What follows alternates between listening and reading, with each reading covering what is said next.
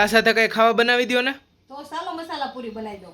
તો આપણે બનાવવાની શરૂઆત કરશું. તો એક વાટકો મોટો મેંદાનો લોટ લીધો છે એને પેલા સાળી લેશું. આપણે મેંદાનો લોટ સાળી લીધો છે. આમાં 1-2 ચમચી કાઢી લેશું પૂરી વાળવા માટે. 2 ચમચી કાઢ્યો છે.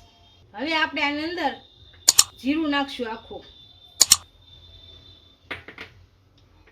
કાળા મરી પાવડર નાખશું. અજમા નાખશું થોડાક સોળી.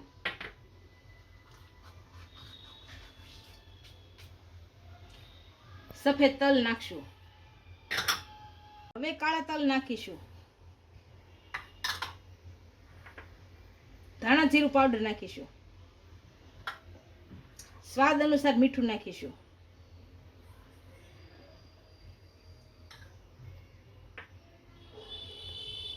હવે ચીલી પેસ્ટ નાખીશું. થોડુંક તેલ નાખશું 2 પાવડા જેટલું.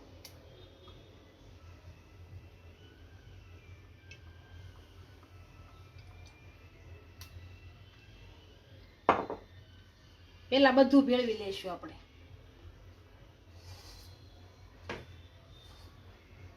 આમાં બધી વસ્તુ ભેળવી નાખી છે. હવે થોડું થોડું પાણી નાખી અને લોટ બાંધી લઈશું. બહુ ઢીલો નહીં ને બહુ કઠણ નહીં એવું. થોડું થોડું પાણી નાખતા જઈશું અને ભેળવતા જઈશું. લોટ આપણે સારી રીતનો બંધાઈ ગયો છે. આમાં તેલ નાખી અને મોણ આપી દઈશું.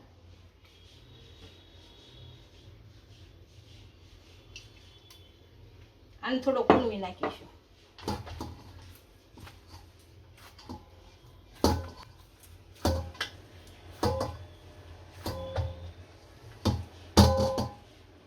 આપણો લોટ સારી રીતના બંધાઈ ગયો છે. આના હવે નાના નાના લુવા કરી નાખશું.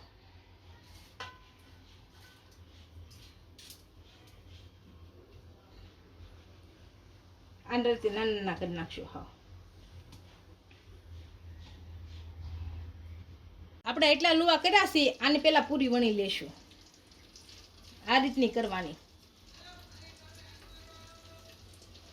આપણે સાઈડમાં જે લોટ રાખ્યો હતો એ લઈ લેશું. આ લોટ વાળો કરી નાખશું. એ મૂકી દઈશ સાઈડમાં.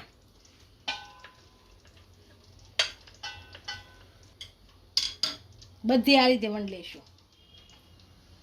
આપણે એટલી પૂરી વણી લીધી છે. આને હવે તેલ આવી ગયું છે. આને હવે તળી લેશું.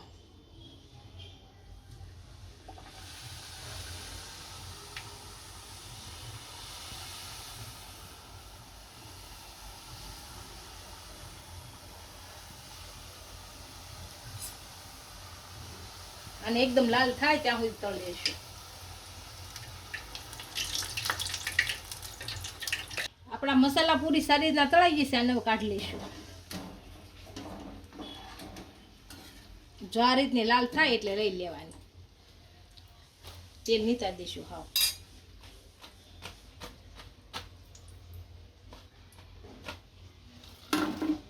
બધી આ રીતે તળ નાખશું. હવે આપણી મસાલા પૂરી તૈયાર થઈ ગઈ છે. એને આપણે સર્વ કરી લઈશું.